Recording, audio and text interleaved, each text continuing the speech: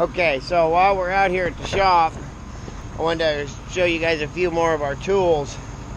When we go to that thin, most of the time in a thin, they're like basketballs. So the units are, not always, but so you have a hard time getting lift, so you have to have a lift tree. Well, like I say, if it's like a basketball and the lift tree's down here, you're not going to have any lift in the middle.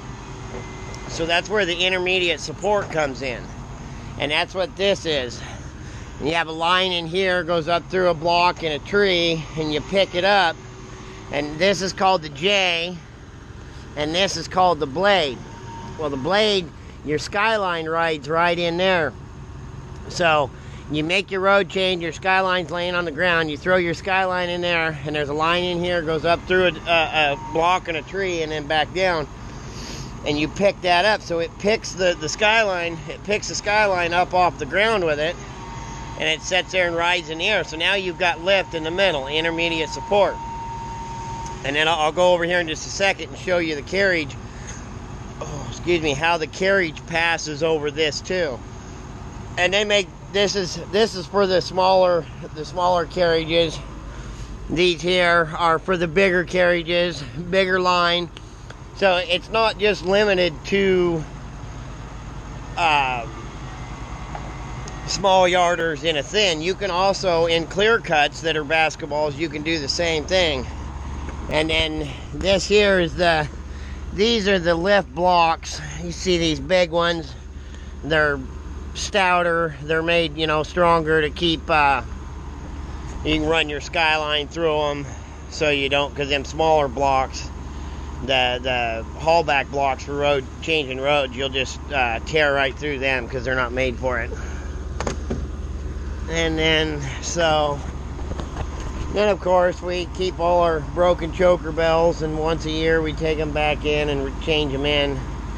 Those choker bells here, I don't know where they are, what they are other places, but those choker bells are like $7 a piece. So let's go over and take a look at the carriage, and I'll get a side view here. That's how it would look. The skyline would go right through here where my foot's at, and then the tree can be on either side, just depending on how you rig it up. That carriage has got an open side, so if the tree's on this side, that's how the J would set, and if the tree's on this side, that's how the J would set. I think. We'll go over and look at the carriage. It's been so long since I did it. Okay. Okay, so this is the little Eaglet carriage. This is the front of it here. The skid line goes through here, works through, and comes out the bottom. There's a wheel in there. When you activate it, the wheel's always turning. And when you activate it, there's another wheel on top that pushes down into the wheel that's turning, and that's what makes it spit the line out.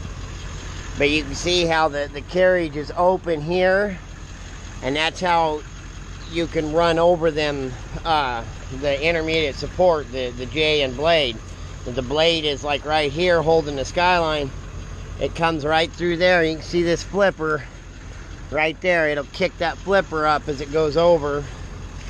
And the clamp here will be down, so it goes over. So that's one thing you can't do, is when the blade is in here, you cannot clamp that. You can, but it won't work. So that's what allows you to be able to run over them intermediate supports. And as you can see here, here's the Acme carriage. Same exact thing, it's just a little bit bigger. Here's that flipper I was talking about, so when the blade comes through, it kicks that up.